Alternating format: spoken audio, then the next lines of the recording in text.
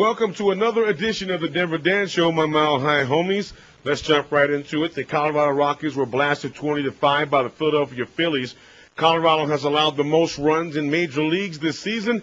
It was the seventh time in franchise history the Rockies gave up 20 or more runs, with the last time taking place against the Yankees back in 2002. It was a 20-10 loss for the Blake Street Bombers.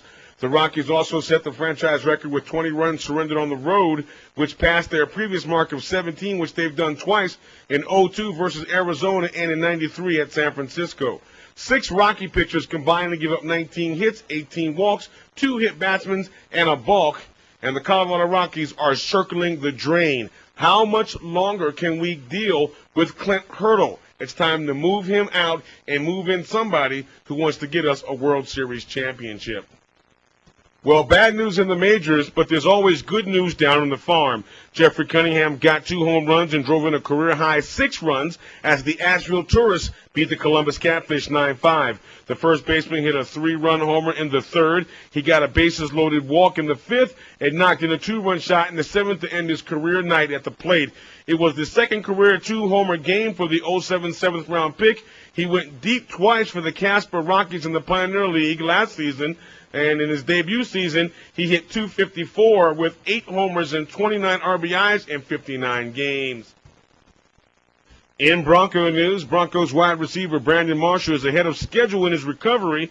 Marshall suffered a serious arm injury during a family vacation in March when he fell through a television set, but he really did a good job in the Broncos' first off-season camp of the year last week. A former hedge fund manager convicted in a multi-million-dollar investment fraud scheme, whose victims include 3 Broncos, has committed suicide in jail.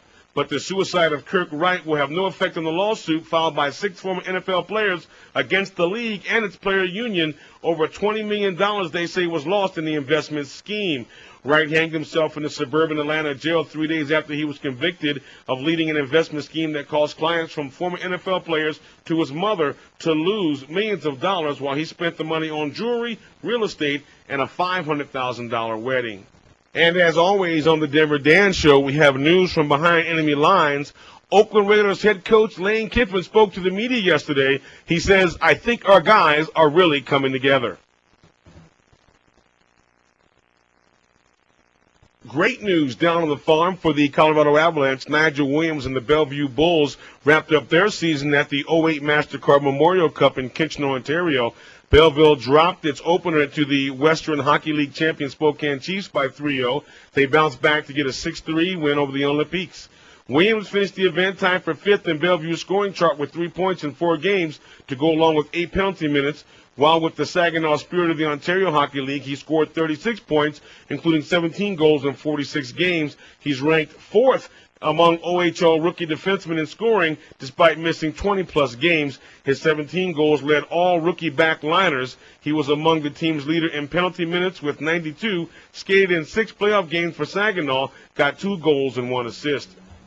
And looking ahead to the NBA draft, right now all mock drafts have the Denver Nuggets at the 20th pick, taking Ryan Anderson, the small forward, 6'10", 225 out of Cal. This is a guy who really has some good offensive skills and some good face-up moves and some good mid-range work, but really needs to work on his back-to-the-basket skills. Also looking at Jason Thompson, a power forward, 6'11", 250 out of Ryder. That would add beef to the front line. But I'm looking at JaVale McGee, the center, 7 foot even, 237 out of Nevada. That would really give beef to the Nuggets front line. Don't forget, the Raiders really, really suck.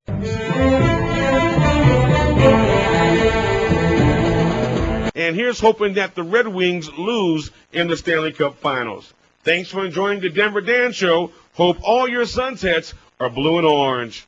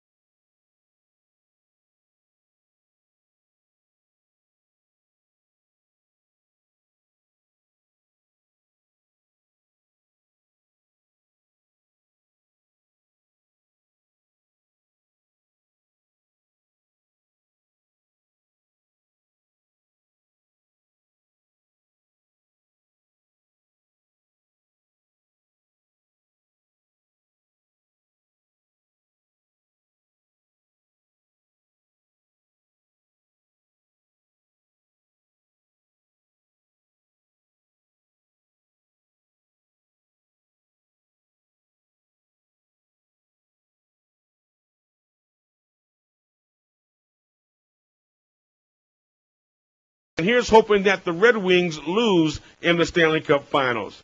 Thanks for enjoying the Denver Dan Show. Hope all your sunsets are blue and orange.